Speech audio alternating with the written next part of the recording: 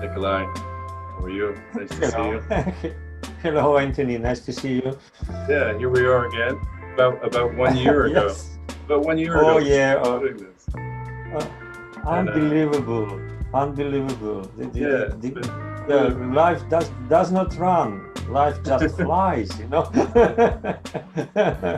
it's been Okay. really great for me to talk with you all these times. And about a year ago, I was interested in just learning some basics about Vygotsky and cultural historical theory, and really, I'm not the best reader in the world, so I could learn that way, but learning through conversation is something that takes it to a better level for me.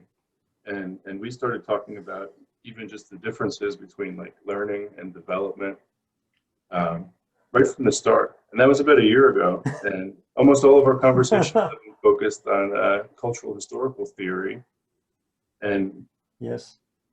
but I have like a bit of a confession, I guess. Like the other Hmm. term you see all the time is CHT, cultural historical activity theory, and I feel like I'm Yeah. getting pretty well versed in cultural historical theory. But when the topic of chat comes up, I get like a little nervous, a little blank, and I'm not always sure what some of the distinctions are. Um, I know they're both very powerful and very interesting, and each is very Hmm. rich. But I was hoping maybe today you could Hmm. help me sort of by comparison to cultural historical theory. Maybe you could help me understand Hmm. chat a little better. That Uh, sound possible? uh, I'm not okay. I'm not sure I can help you to understand chat because I'm not an expert in chat Mm. and I'm not doing chat. I'm not using chat as my theory, and I don't think it makes any sense to make a comparison of the theories because the problem of the relationship between the theories is much deeper, and using just a comparison might not be the best way to do. But what we can do is just to clarify some things which might mislead people, as you just very gently and very elegantly put it this way, and just to make some clarifications, and probably this is the most important.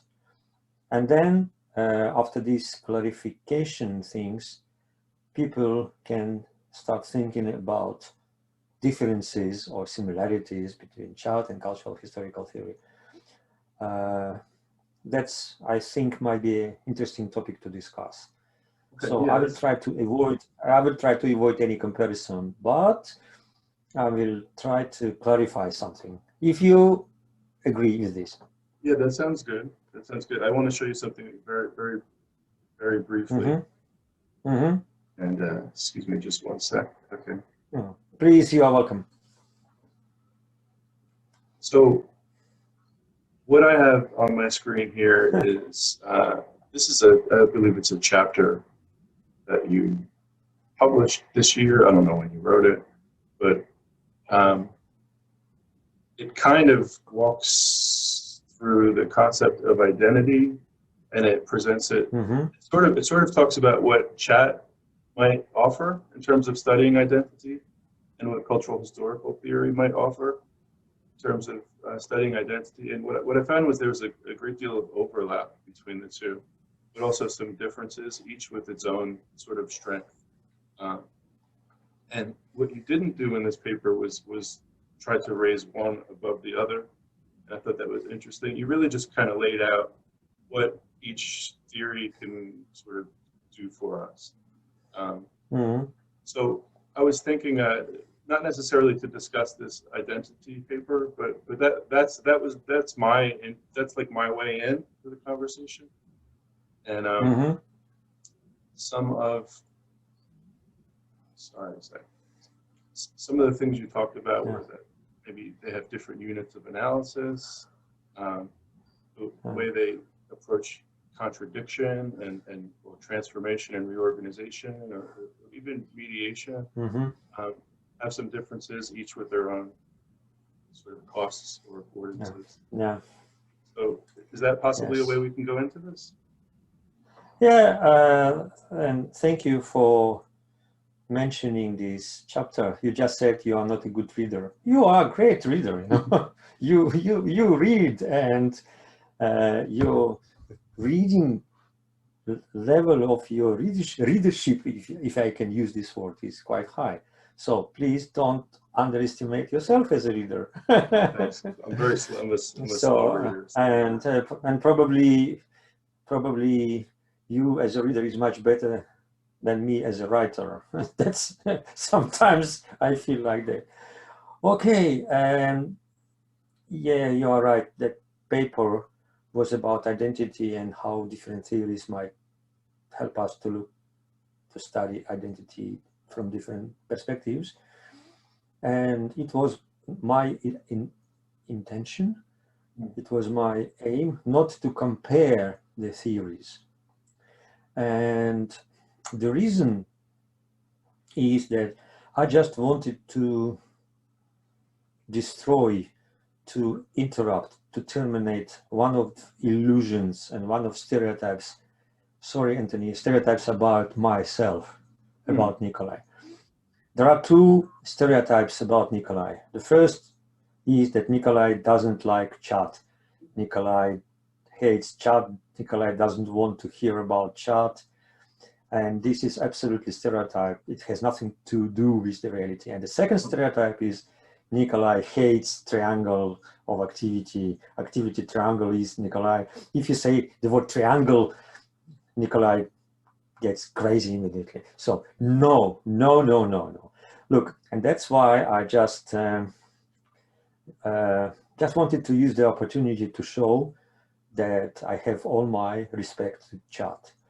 And if you remember this chapter, there was not even one critical word about chat. It was you cannot find anything critical. Okay, so I respect chat, but, and this is not a stereotype, but I have some concerns about chat as a theoretical framework.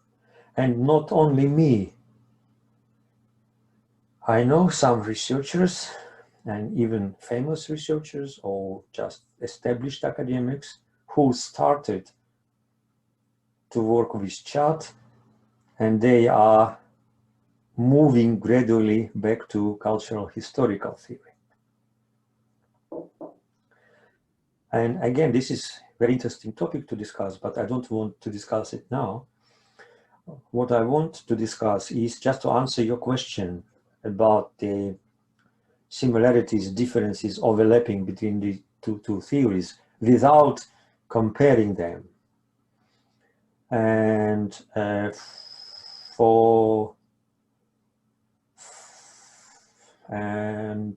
to begin with, I have to explain something related to the history. And telling the story about the history, I will just base on the historical facts. It's not my imagination, not my dreams, not my speculation. These are historical facts. And the historical facts are that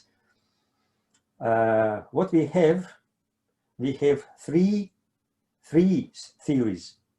We have cultural historical theory associated with Vygotsky and his collaborators.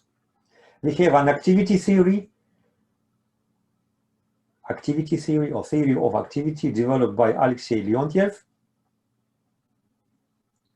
He started to develop activity theory in the beginning of 1930s,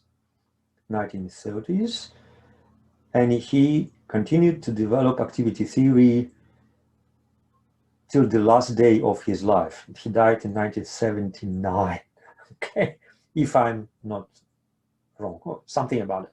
So, and that had a lot of overlap with cultural history. Yes, and this is a story about the relationship between cultural historical theory and activity theory. But even people who say that activity theory is related to cultural historical theory. Even these people are saying that they are different theories. It is not like the same theory, but second generation. No, it was independent generation, the first generation of activity theory. Okay, cultural historical theory, activity theory, and in late 80s, beginning of 90s, CHT, cultural historical activity theory, appeared. Okay, so historical facts are: cultural historical theory appeared in mid-20s, activity theory in mid-30s till 70s, and late 80s, beginning 90s, CHT appeared as a theory. This is a historical fact. So,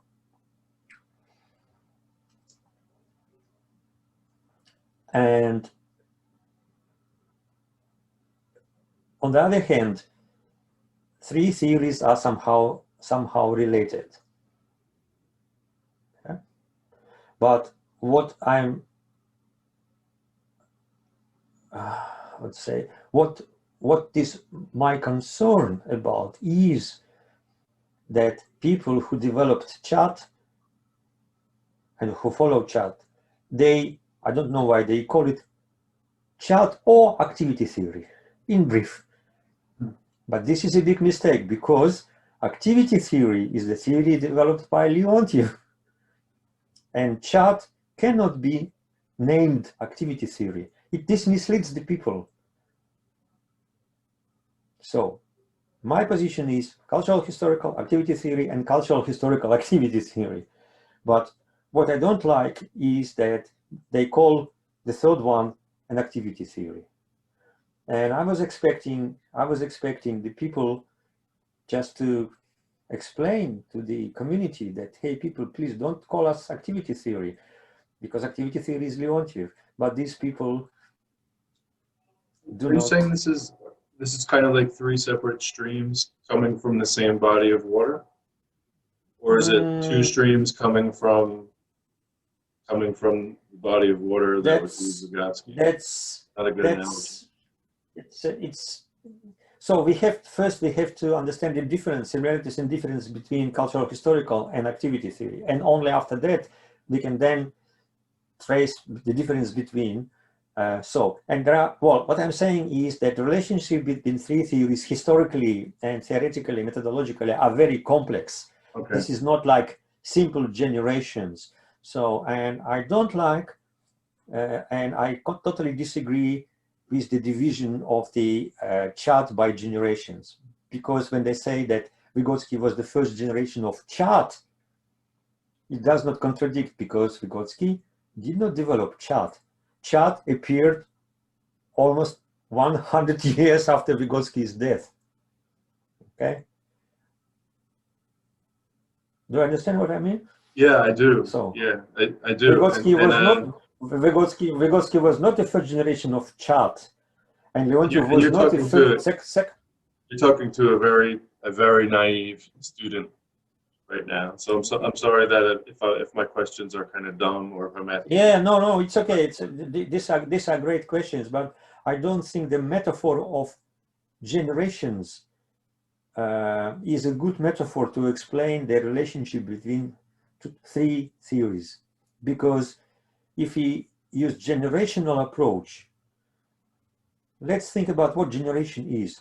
Generation might be three generations of one family, like grandparents, parents, and children. They are three generations. But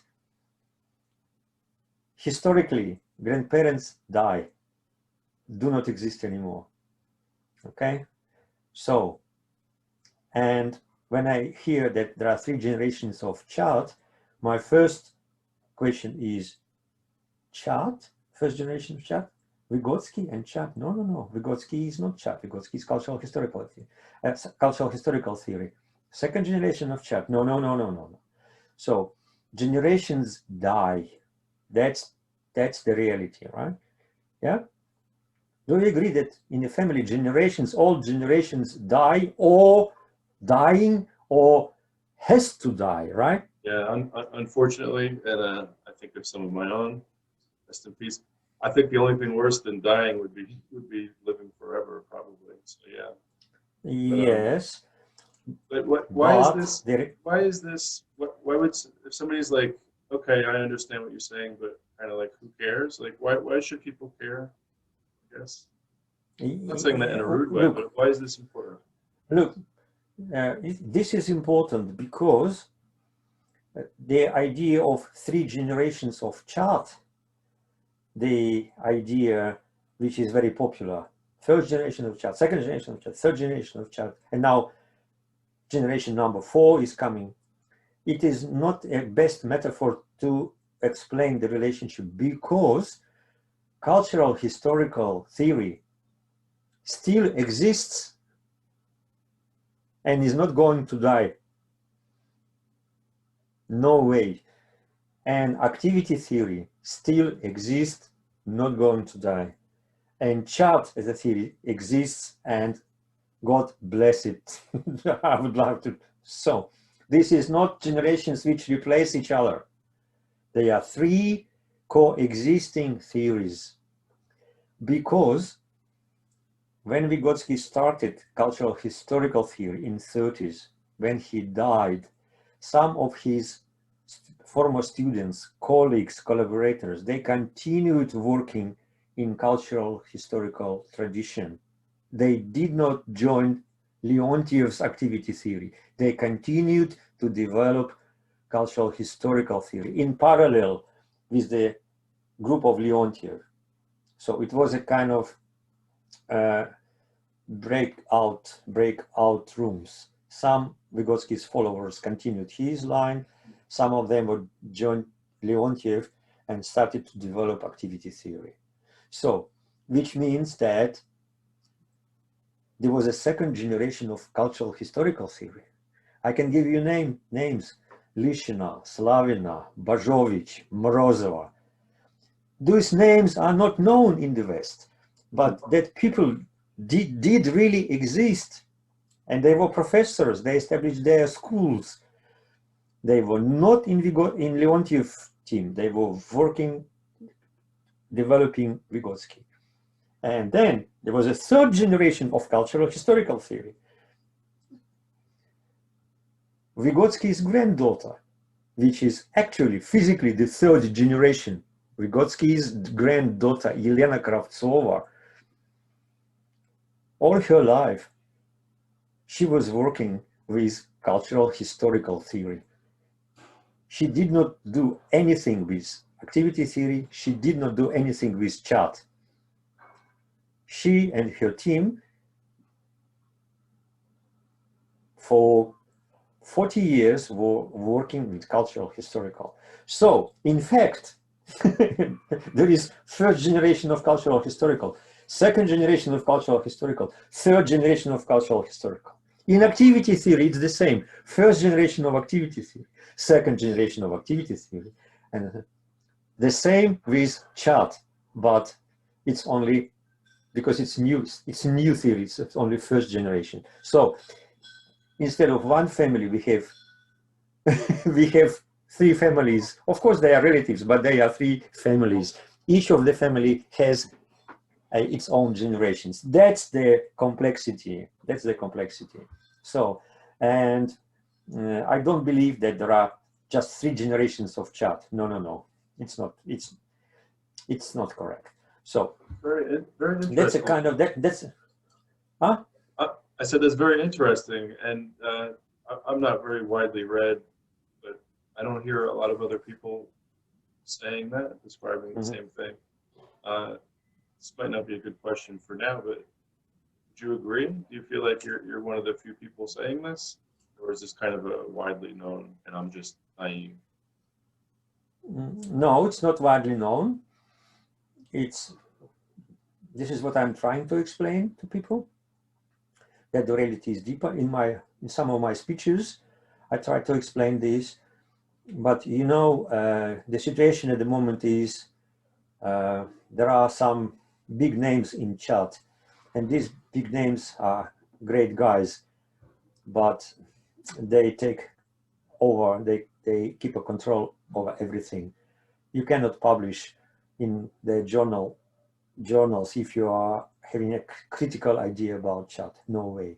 So they protect their territory. That's why in my public speeches I explain, because what I said to you is just a historical facts, just a poor historical facts, which are ignored in the idea of just 3 generations of chat. So they took somebody as a second generation of chat, forgetting about many other people who physically and theoretically belong to generation.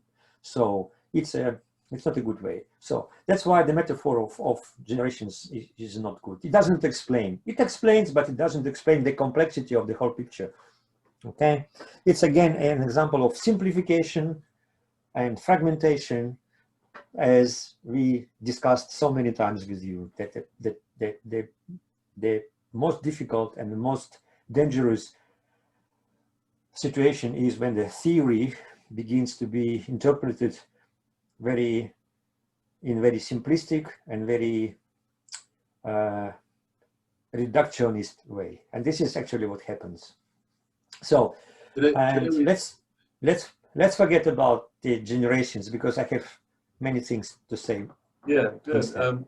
Today we started off, Nikolai. You started off by saying perhaps you have a bit of a stereotypical reputation for speaking negatively about chat, but in fact that is not the case, as the paper that I referenced demonstrate. Like, that really wasn't the case. But I think the past couple minutes, when you're trying to clarify some distinctions, I think that might be where where that reputation might come from. And having read the article and looking forward to the rest of today's conversation, I think I would agree with you that the reputation is not really deserved.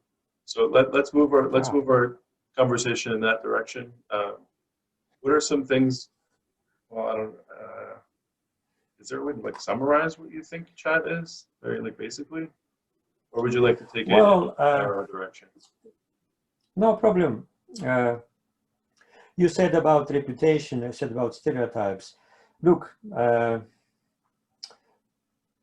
in general, on the whole, believe me or not, but I don't care, because I know the reality, I know the facts, and it's enough for me. So if I cannot convince anyone, no problem. But reality is a reality, history is a history. You cannot exclude from history things you don't like.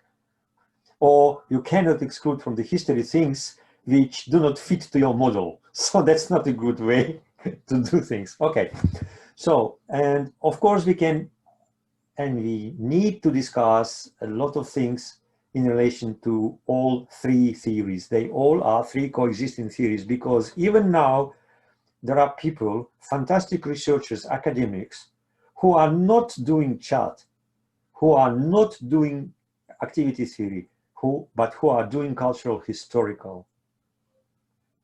Okay, so we can find people who are not doing cultural historical and not doing chat, but they are following Leontiev's activity theory. And also you can find people who are not doing cultural historical, not doing activity theory, but using chat as their theoretical. It's okay.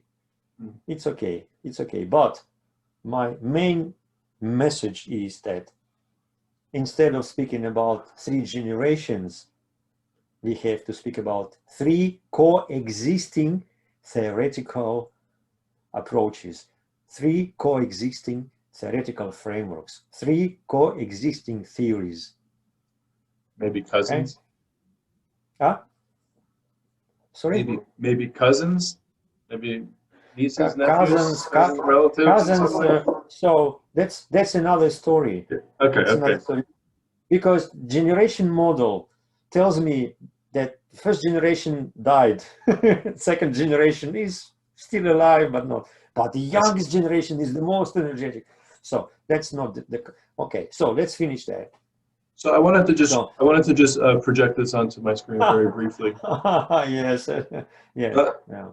Just because one of the things in your paper that I thought was interesting was the concept of contradiction, and you and I have talked quite a bit about that. And in fact, contradiction is probably the central concept that allowed me to start to get a grasp of cultural historical theory.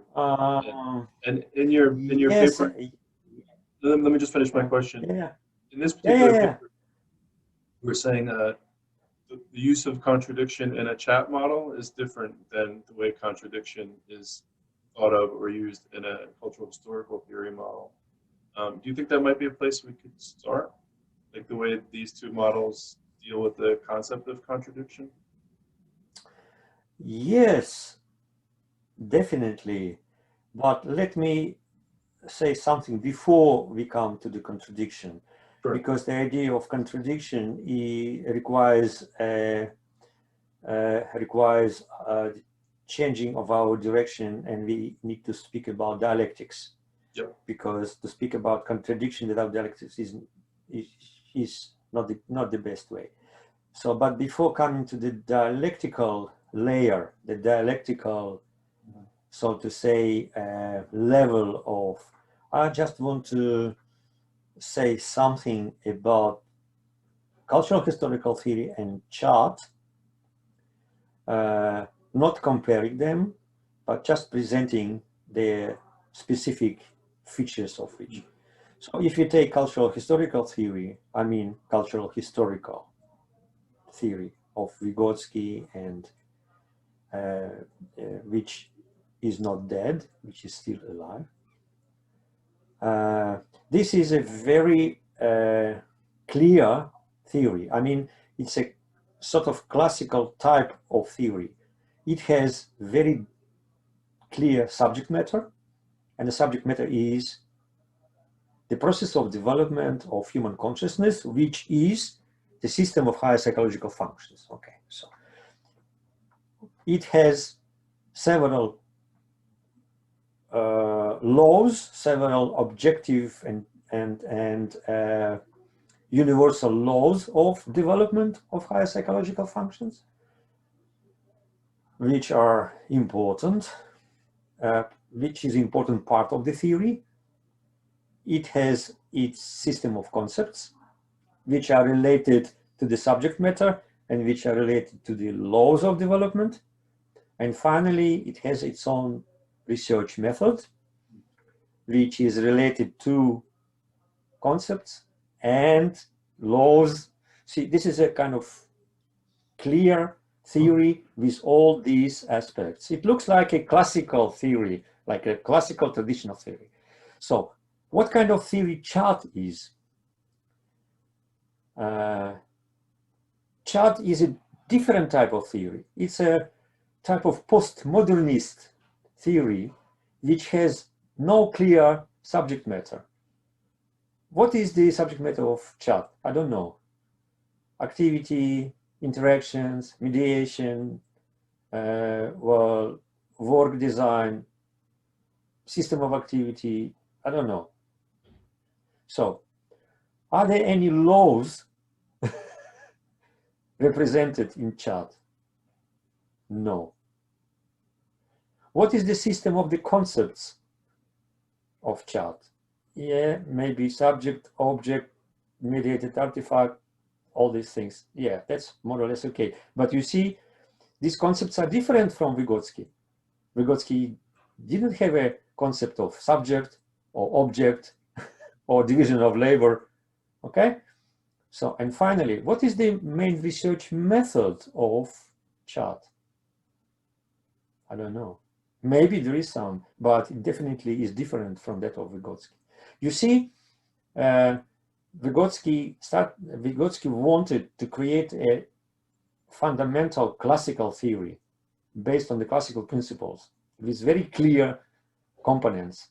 Chart is a different type of theory. It's a theory, but theory created and the structure of the theory is very different.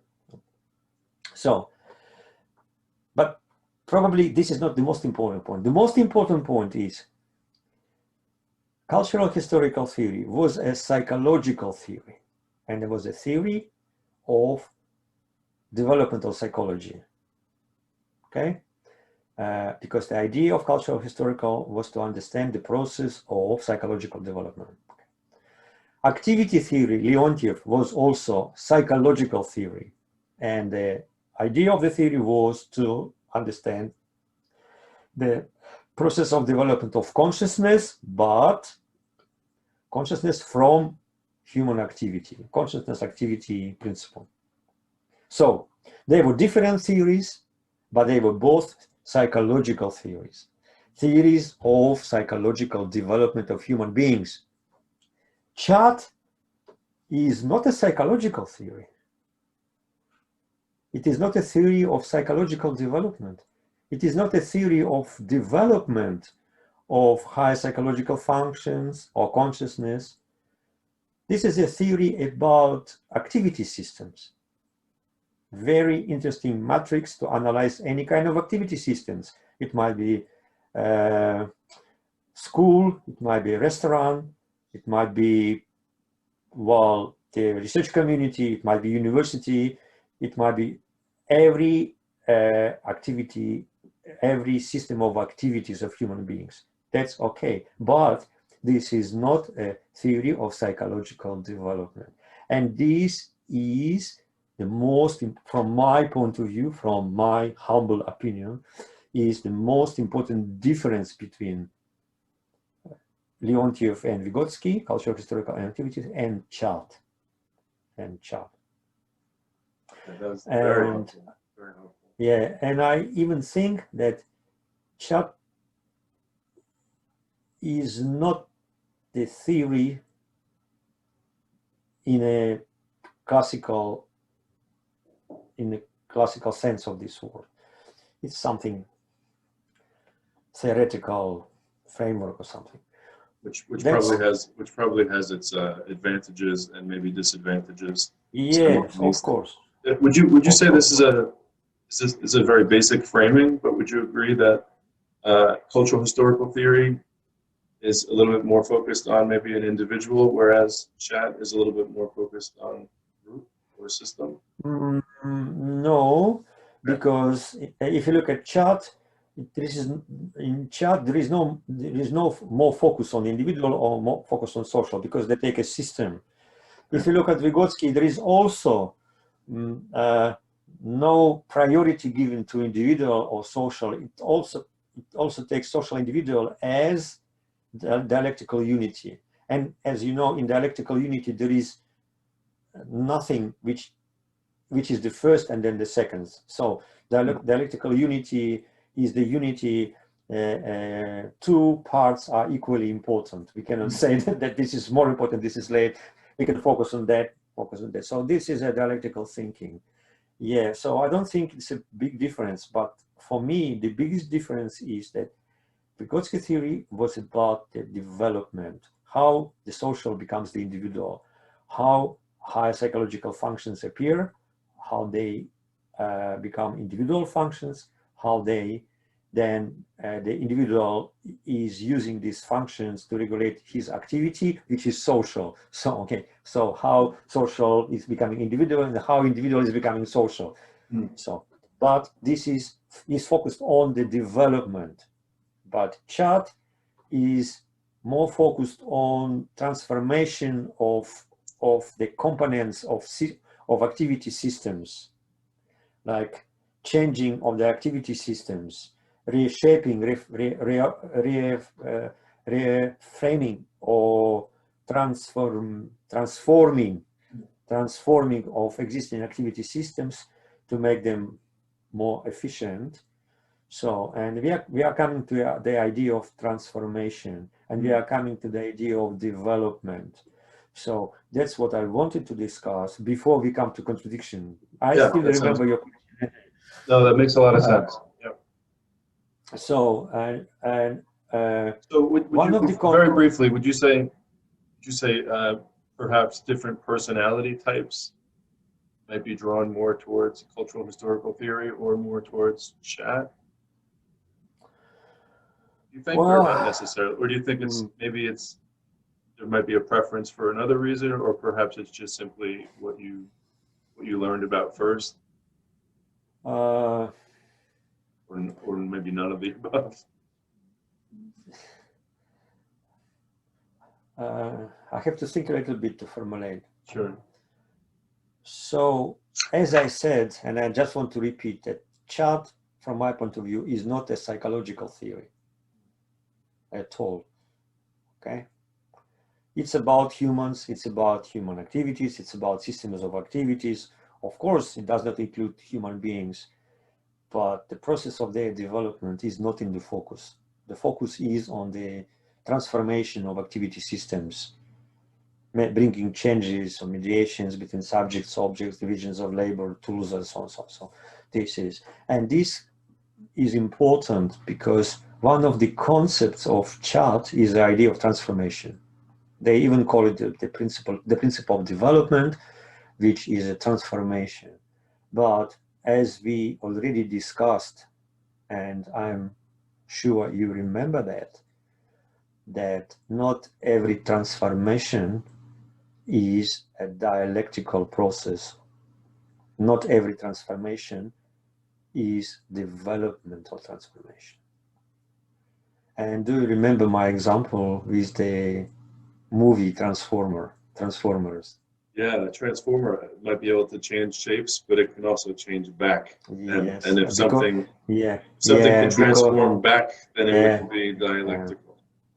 Because no, yes and no, because that transformers, they are mechanical system. They have mechanical components, so they don't grow. They do not develop as organic systems develop, because robots are mechanic systems. So, and they can only transform themselves.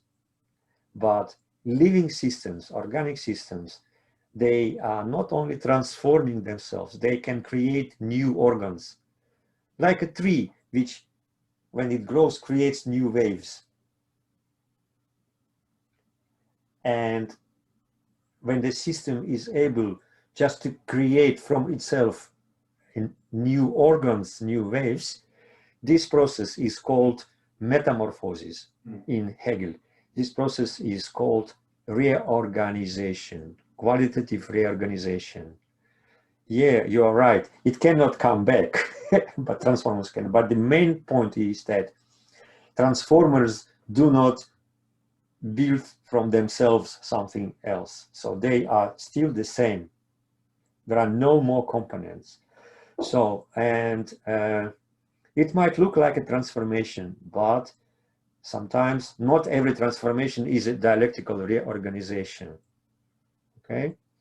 So we have to be very careful. And that's why I think that Vygotsky theory is mostly focused on reorganization of the system and how new high psychological functions appear in chat, right?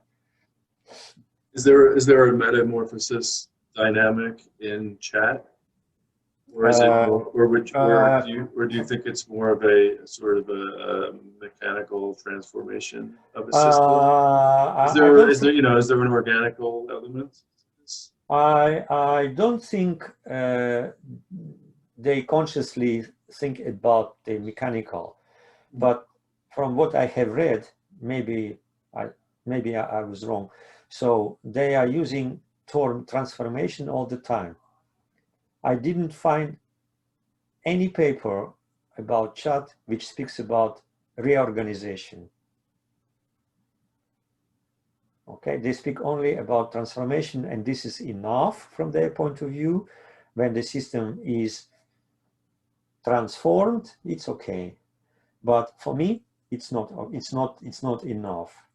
But as I said, they probably do not need the idea of reorganization, because this is not a theory of development.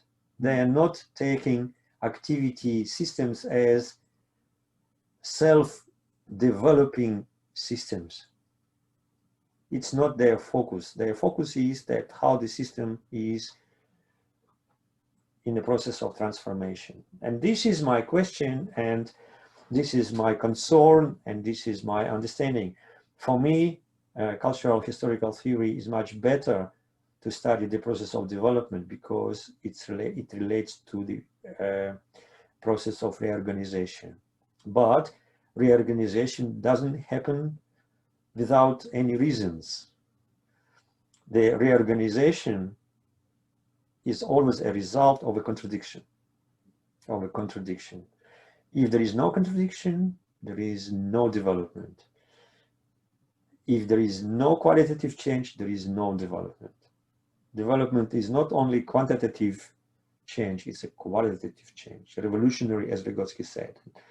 So, and now we are coming to your question.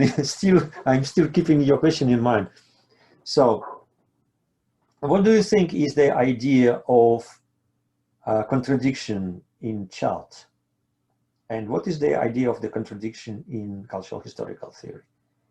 What do you think, Anthony? Are they similar or there is a difference? From what I understand, I see a fair amount of similarities, but I'm not sure how explicit they are. That might be an interesting point right there.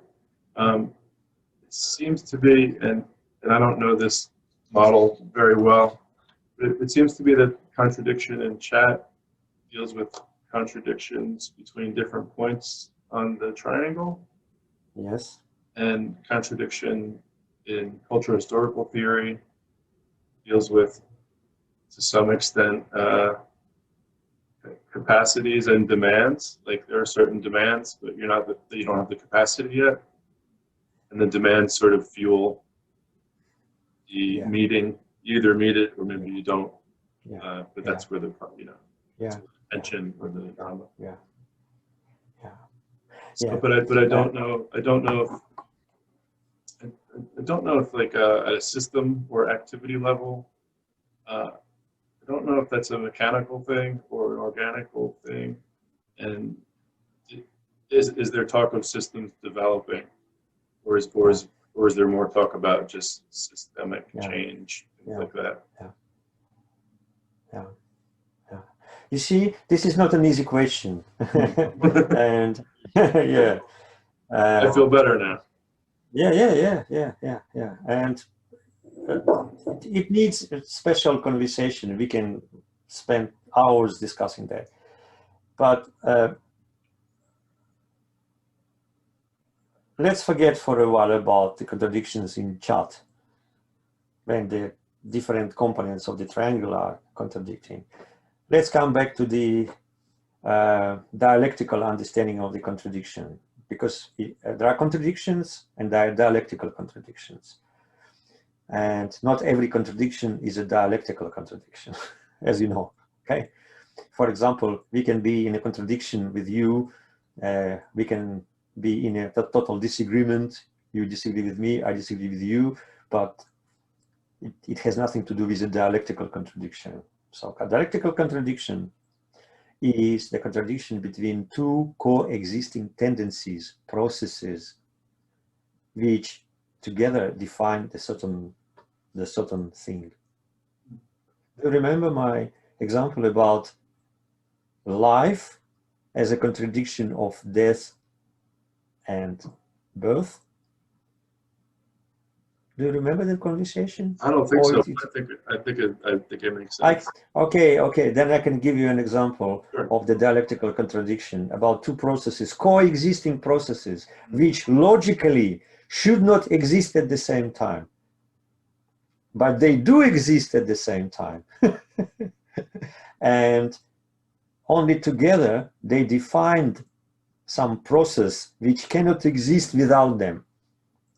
And my favorite example is life, biological life. Let's look at what life is from biological point of view.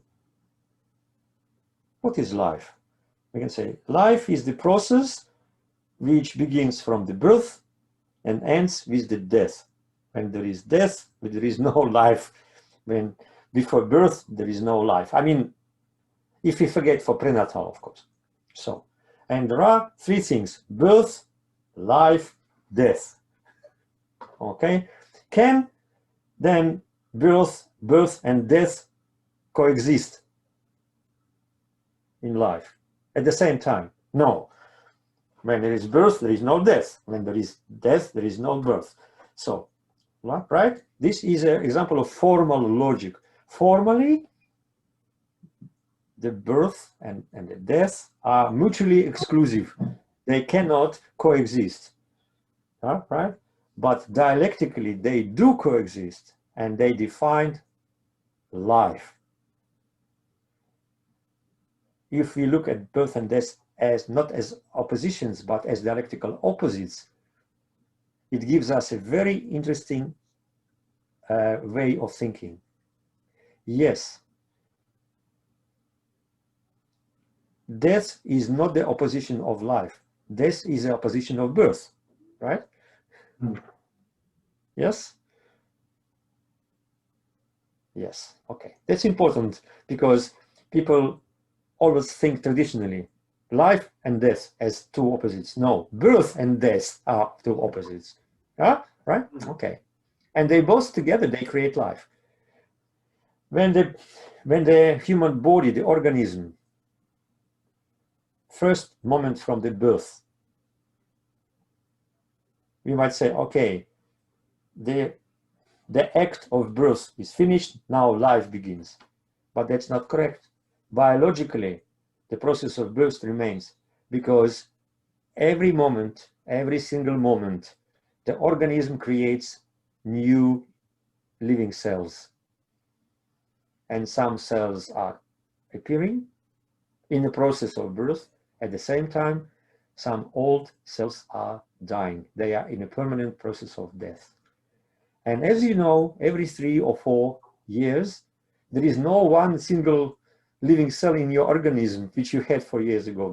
They all are new. So the birth is not the act, it's a process which goes across all life. And death is a process of permanent dying of your body in the process of life. So death and birth are the processes, not the acts. And they coexist during life. Your organism is in the process of birth and in the process of death at the same time. This is an example of... I find that very comforting. Huh? I find that very comforting. It's very comforting. Comfort? It's comforting. I like that thought. It's a good feeling. Okay. So you agree, huh? So yeah, and I like thinking about death in those terms. Yes.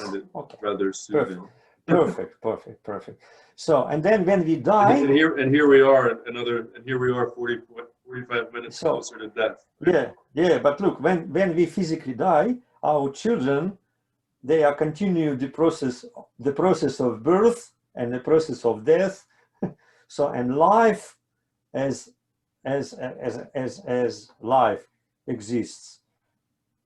So this is the example of how we can use dialectics to analyze the process. And you see that death and birth are processes. So they are contradictory processes. And they are, of course, contradictory because they are opposites.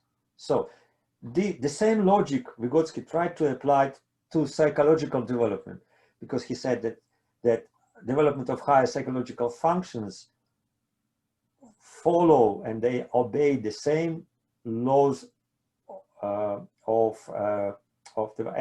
Vygotsky said that we have to find the basic contradiction, and for him, in relation to subject and object, subject-object, why Vygotsky did not use subject-object was that for him, he said that no, from psychological point of view, subject is nothing more than the individual, not just subject, abstract subject, but very concrete individual, you and me and somebody. And what is object? What is external? What said that outside, inside, so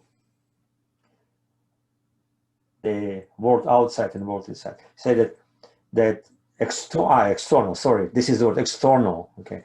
External for Vygotsky is not just external object, it's a social. So, not object and subject, but the dialectics of the individual and the social. So, and where is the dialectics here? Where is the contradiction? The contradiction is that individual is not the social, and social is not the individual. But dialectically,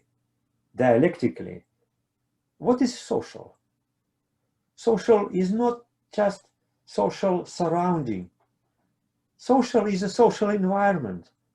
But what is social environment? Social environment is the system of interactions, communications, relations I am involved in. So I'm the participant of my social environment, active participant. In some sense, I'm creator of my social environment. And this is what makes social surrounding, what makes a social environment. So social does not exist without individual, because if myself as an individual do not participate, there is no social environment. So, Can you say a few more words about the individual being the creator of the social environment? Okay, so I find that very interesting, and I know that there's a lot of people who. So okay, quite the opposite. let's make a distinction. What is social around us? We can call it social surroundings. So some social things which happen. So, and is this the social environment? No. Social environment is only when me as an individual, I participate in my social surroundings. I interact with other people. I have relations with other people. I can do something together. I can debate. I can communicate. I can cooperate. I can contradict. So my participation in my social surroundings makes it social environment. Without me as active participant, the social environment does not exist. It just becomes, again, social surroundings, which is not related to me directly. Okay. It would be a social environment for others, but simply a social surrounding. Yeah. Okay. So, and now you see that social does not exist without individual. Social environment doesn't exist without the individual being a part of this social environment, active part. And sometimes we even create our social environments, right? Sometimes we go and ask for the help. So what we are doing is that we are creating our social environment, making the social environment, building the social environment, or shaping, reorganizing our social environment depending on our needs and our ideas. So, okay, but this is about social. But then, what then about individual? Of course, formally, from formal logic, individual is not a social, of course, because there is a social and individual. But dialectically, what is individual, as Vygotsky says? Let's take an example, again, development of higher psychological function or cultural forms of behavior. First, we participate in the cultural forms of behavior, and then through internalization, these cultural forms of behavior and higher psychological functions, they are becoming our own, they are becoming our internal, individual higher psychological functions.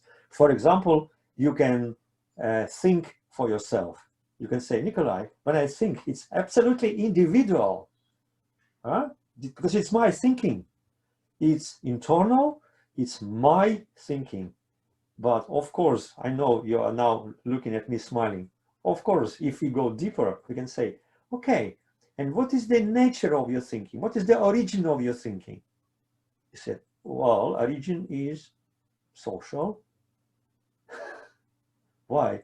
Because in thinking, I'm using language, right? Or logical structures. And how did I learn these logical structures? From social interactions, right? So, and as Vygotsky says, high psychological functions, even being totally, completely internalized, they still remain social by their origin, by their nature, and by their structure. So, when we think for ourselves, or when we speak to ourselves, we communicate with ourselves, right? But why we're able to communicate with ourselves? Only because when we were young, we communicated with others. And through this, we have learned this internal ability. So this is individual, absolutely individual. But historically, it is not completely individual. And Vygotsky says every higher psychological function was external because it was social. I'm quoting Vygotsky. This is quotation from volume 4, page 106. Vygotsky says every higher psychological function, every individual higher psychological functions was external because it was social. It was a real social relation between two people. And being internalized, it remains quasi-social. It still remains the social because we are still able to, socialize with ourselves or communicate with ourselves or thinking. So you see, the individual is at the same time social. Now, summarizing, social is at the same time individual. Individual is at the same time social. So they are social and individual are two dialectical oppositions. Subject and object. No, we cannot say subject is at the same time an object. An object is at the same time a subject. No, impossible. But social and individual. So this is a difference between triangle of activity and Vygotsky's approach. Then mediation, for example, mediation. As we already discussed with you, I told you several times that you hold on, please, just 1 second. I'm so sorry. Yeah. So then summarizing. Mediation. So, summarizing the previous point. So instead of object and subject and object, which is very abstract and very formal contradiction and formal distinction, Vygotsky suggests the dialectics of the social and the individual. So for him, internal is individual, external is social. So, and from this dialectical unity, he was able to explain the cultural development and development of higher psychological functions. Then the next point is, and you see there is a contradiction. So the process of development goes through the contradiction between individual and social. And one of the forms of this contradiction is a contradiction, a clash, a collision between real forms, present forms and ideal forms. We have discussed that because ideal forms are more social. Present forms are more individual. So, and they are in contradiction. And then the child has to overcome this contradiction through mastering cultural forms of behavior, through coming and being able to master the ideal forms. So this is a kind of concrete manifestation of this basic fundamental contradiction of social and individual, which is not an opposition, but it's a dialectical opposites. Okay. Now, mediation. If you look at the triangle of activity, you see that everything mediates everything. There, right? And many people believe that everything mediates everything. But as Vygotsky said, if you want to explain everything, in fact, you are explaining nothing.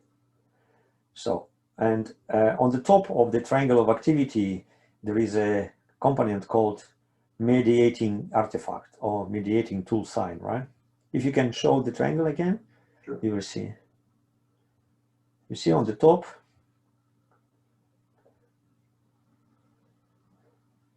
yep, mediating artifacts, okay?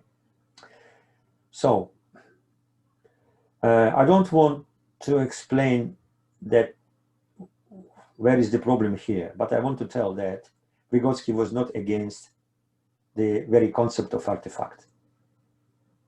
He said that there are two things which people use to mediate their activity. Tools, for example, tools of labor, or some other tools, like, for example, very practical tools like spoons, forks, knives, and so on, and signs. And he said that psychologically they are different. I don't want to discuss this, but Vygotsky wrote, it was written in Vygotsky's text that one of the mistakes people do is that they are unifying these two different tools into one concept of artifact, which makes the picture very vague and which eliminates the principal important difference between the two. Okay, that's it. But what is here is mediating artifact. What it mediates? It mediates the relationship between subject and object, right? Yeah? You see on the top? Mediating artifacts are between subject and object, okay? But for Vygotsky, the point is not what mediates, and the point is who mediates. We cannot ascribe to artifacts, to tools, the specific features of magically being able to mediate something. It's a kind of, I know, animation of we are prescribing to these artifacts the ability to mediate, as if they do mediate something. Vygotsky was categorically against that. He said that the problem is not what mediates, the problem is who mediates. And the answer is that human beings are using different signs and tools to mediate their activity.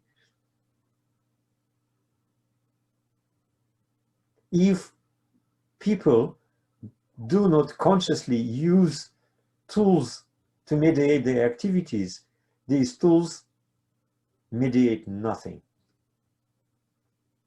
They begin to mediate, they begin to work as a tool, as a mediator only when somebody is using them as a tool.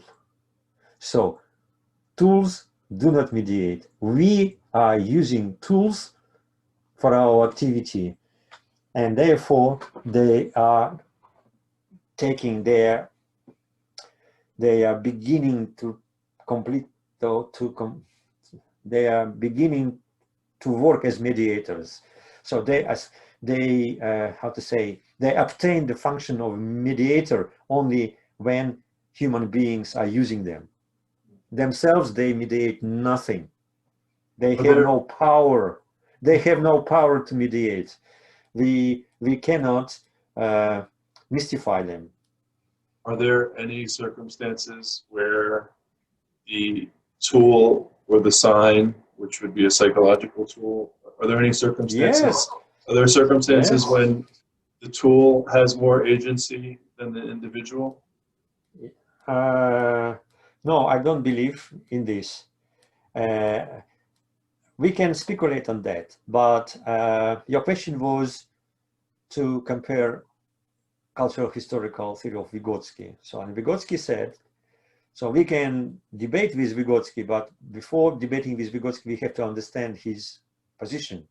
And his position was clear, was explained very clearly, that And he even said that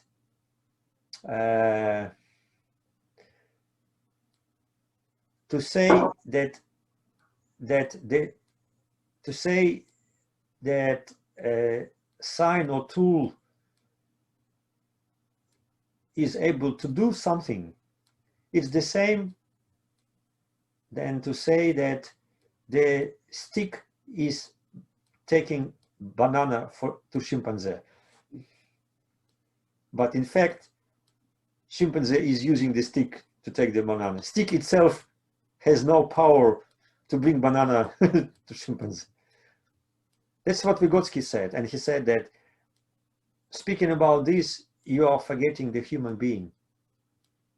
And he makes a reference to Chekhov, the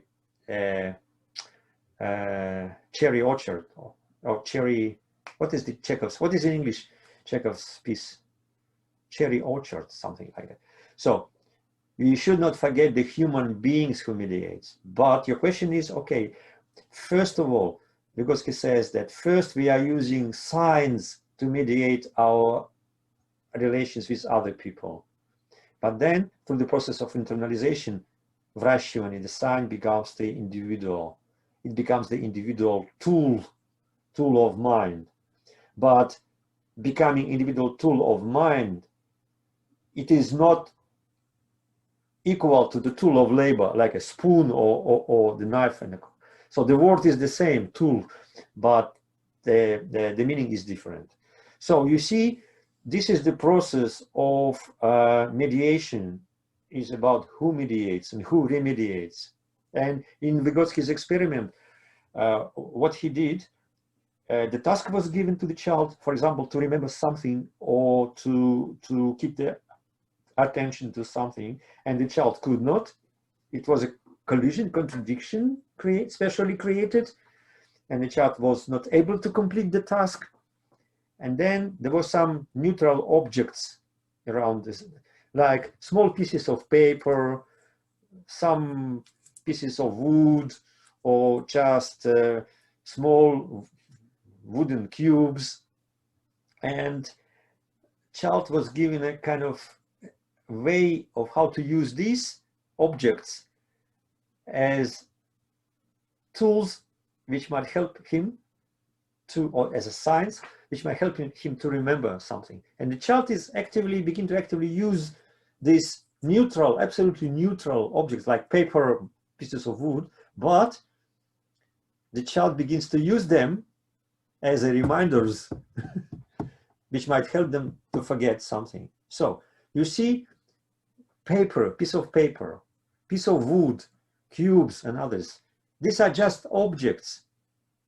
They are not mediators. They mediate nothing. They are just objects. But only when the child begins to use them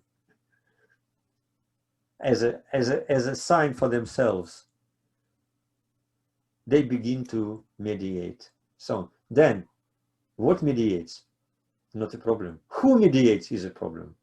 And we are coming again to the role of the human being. And that's what Vygotsky says. The human beings are actively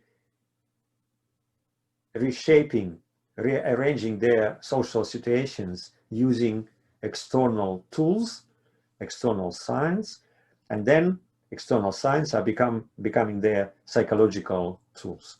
That's the idea of mediation. So, and in triangular activity, we can see on the top mediating artifact. So there is no mediating human there, unfortunately. So this is again a difference between chat and cultural historical. In cultural historical, there is a human being who mediates. In chat, there is an artifact which mediates. Boom. And it's okay, because chat is not about psychology. It's okay, absolutely okay. I don't mind. It's a great idea, but I'm a psychologist. I'm interested in development. That's why, for me, chat is great theory, but it's not about what I'm doing as a researcher. One other thing that you discussed in your paper was that perezhivanie is a concept that, as far as you know, exists in cultural historical theory, but doesn't make Yeah, much of an yeah, appearance in chat. yeah, yeah, yeah. Do you think, could it or should it make an appearance in chat? Oh, yeah, that's interesting. Interesting question, because what I know from the literature, there is a kind of number of several attempts to incorporate perezhivanie into the chat model. People are trying to put perezhivanie there, but there is no place. There is no place for perezhivanie in chat model. They don't need, because perezhivanie is about development, but chat is not about psychological development. Perezhivanie is the concept which helps us to understand the role of environment on development, but chat is not about the role of environment to individual development. There is no individual, no social there, and therefore there is no place for perezhivanie there. Of course, mechanically you can incorporate. You can take your robot, you can take your transformer and put something physically, make it looking better. But in fact, because your transformer do not need anymore, it's okay in itself. But I can tell you even more. Perezhivanie was, and you know, it is one of the most important concepts in cultural historical theory. But perezhivanie totally, completely, absolutely disappeared in activity theory. Even in activity theory developed by Leontiev, perezhivanie was excluded from the system of concepts. You cannot find anything about perezhivanie in Leontiev's work, because Leontiev had developed a theory which was different from Vygotsky, and he did not need the concept of perezhivanie at all. And even more, he was very critical to perezhivanie. He criticized Vygotsky for using perezhivanie as a unit of analysis. Leontiev was completely against using perezhivanie as a unit of analysis. You know why? Yes, because Leontiev developed very interesting way of theorizing consciousness. He has developed the principle of the unity of consciousness and activity. Consciousness and activity. So that was a unity, the principle of the unity of consciousness and activity. What is consciousness? Consciousness is internalized activity. That's it. But for Vygotsky, the logic of Vygotsky was not the logic of the unity. There was a logic of units of analysis, not the unity of two things, but the unit of analysis. So there were two different logics of analysis, two different fundamental logical constructions. That's why perezhivanie was so important for Vygotsky. That's why perezhivanie was absolutely nothing for Leontiev. And as chat is based on Leontiev mostly about activity, so there is no place for perezhivanie in chat. But of course, as I said, chat is a kind of theory which is postmodernist theory, which can incorporate everything easily.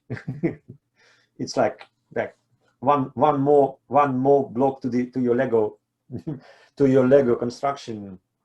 So I think a common and very interesting story that is told, or that is paired with to introduce perezhivanie, is the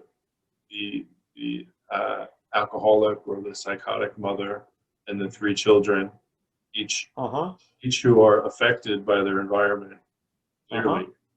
So the outside is influencing them, bearing down on them, but they each they have their own individual experience that is like refracted in different ways, and different outcomes. So whereas both cultural historical theory and chat do discuss the relationship between like the outside and the inside, or the the social and the individual. Yeah, it's a very interesting What example. am I trying to say? Here's what I would ask. If you were to try to suggest or persuade a young academic or a young researcher who's using a chat model, if you were to offer them this additional tool of perezhivanie, how would you do that, or what would you say to them? Well, first of all, with all my respect to chat, if somebody is using chat for their research, I say, okay, perfect, do it. No problem, because chat is a very strong theory, but this is not a psychological theory. This is not a theory of psychological development. Therefore, this theory does not need the concept of perezhivanie, because concept of perezhivanie is absolutely psychological concept. It relates to the influence of social environment on the course of development of the child. The development of the child, psychological development of the child, is not what chat is interested in. Okay? Why should we use one concept from psychological theory as an addition to the concept, to the theory, which is not a theory of psychological development? Only because perezhivanie is now becoming so popular. That's not a good reason. Okay, you have to be you have to be theoretically coherent. But I'm saying, if you use chat, please use chat. Okay, be coherent, be logical. Is chat and forgive me for I'm pretty naive here, and I might be bringing my own priors into this question. Is chat concerned with cultural or social development, or cultural or social change? It's about cultural, it's about social change and change of activity and transformation of activity systems. That's it. It's very interesting. It's a very interesting because activity systems are transforming all the time. That's fantastic. Is there a big distinction between social change and social development? Yeah, of course. Not every change is development. You know about that. We had a discussion about that. Sometimes we don't go deep. Sometimes when we see the change, we immediately make a conclusion that this is a development. But not every change is a development. It's like not every change you get when you pay in the shop, they give you a change. Just you pay $1, they give you 5 cents back. It's a change, but it's not a development. I'm joking, of course. So I'm joking, of course. Development has a very important characteristics. Sure, yeah. Development should be the process, and it should be reorganization and qualitative reorganization, metamorphosis. No metamorphosis, no development. And change might be just change. I can come to my car, I can make changes in my car, I can tune my car, I can change windows on my car. And this will be a change, but this will be not the development, because my car is mechanical system. So, but in organical systems, developmental changes are the results of the resolution of the contradictions. So I can bring change to my car, but my car will never create a contradiction and will change itself. Okay, so that's again a very simplified, simplistic, superficial understanding of development as equation of development with change, or change with development. Yeah. And so you see, the principle of development is different in Vygotsky and in chat. The idea of contradiction is different in Vygotsky and chat. The idea of subject and object is different in chat and Vygotsky, because there is individual and social. The idea of mediation is different in Vygotsky and chat. Okay, so And now my question is, what from Vygotsky remains in chat? If all these aspects are different, on what degree then chat really has a connection with Vygotsky? I cannot find anything from Vygotsky in chat. Only saying that we are developing Vygotsky, we are third generation of Vygotsky. That's it. That's the only argument. Because if you look deeply, as we try to do it now, we took most important characteristics and we see that they are different. But I'm not saying that Vygotsky is better than chat or worse. No. These different theories are different theories of different things. Vygotsky theory is theory about development, psychological development. Chat is a theory about how activity systems can be transformed for better production. So they are different. And this theory, Vygotsky, works very well in this field. And chat works very well in its field. But the fields are different. The areas of applications are different. To what degree or to what extent would it be a mistake to take cultural historical concepts of development of a human individual's developmental functions and map that on top of a bigger entity like a classroom or even a culture or some sort of system? Are there similar processes at play in terms of how things grow or change or develop? So can some things from chat be sort of brought into a bigger picture domain? Are there developmental principles that would be consistent? No, I don't believe any combination of two different theories. It might look quite good for the paper, it might look good for the chapter, but we are speaking about deep and serious science. We are speaking about being theoretically coherent. And if you making combination of two, it looks very good, it looks very nice. I don't mind, but it's like, okay, you want to build a machine, you take a part from helicopter, another part from the submarine, the third part from the train, and you clip all this together and it looks very good, but this machine will never work.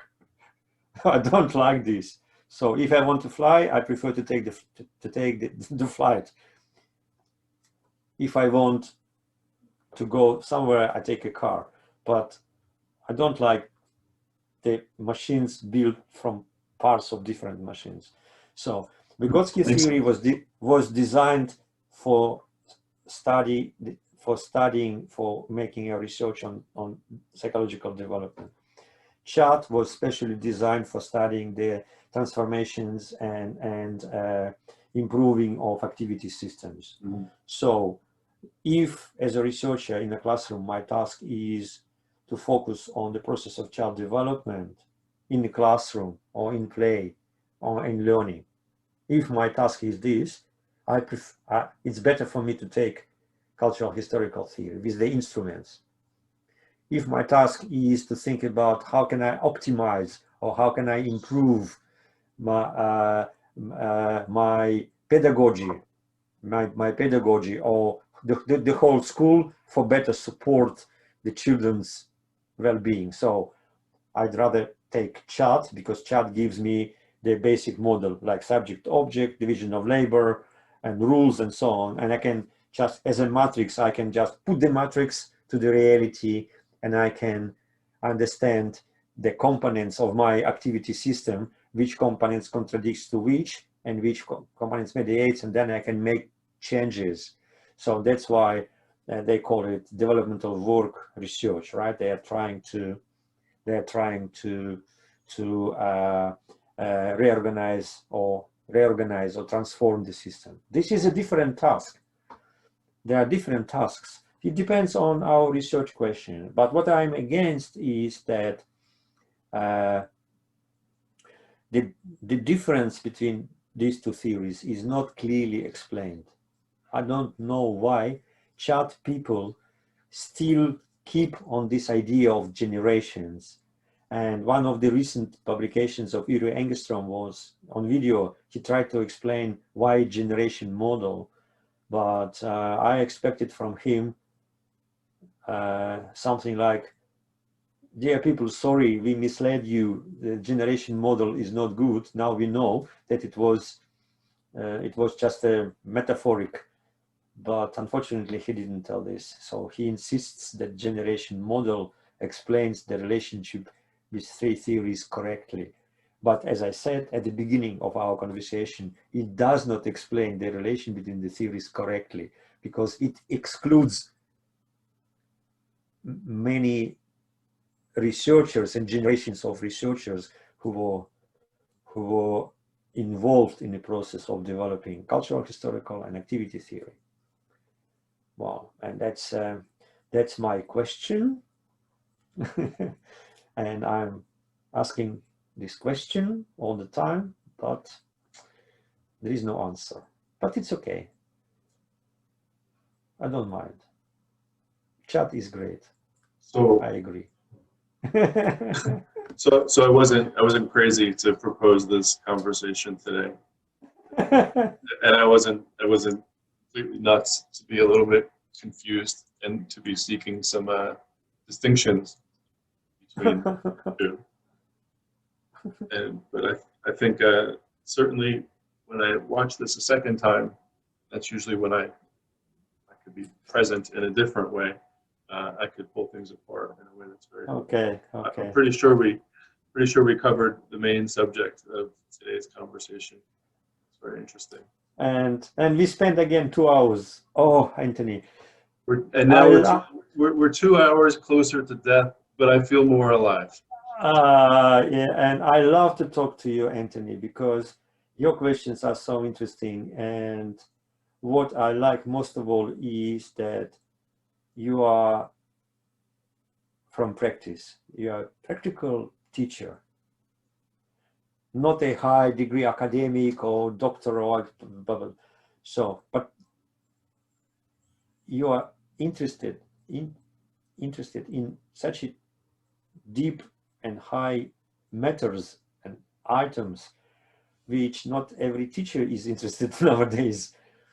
And that's, for me, it's important. And this is one of the reasons I love to talk to you, because academics, they are very tunneled people. They know what they know and they go. But people like you, they are open-minded and they are ready to think. They're ready to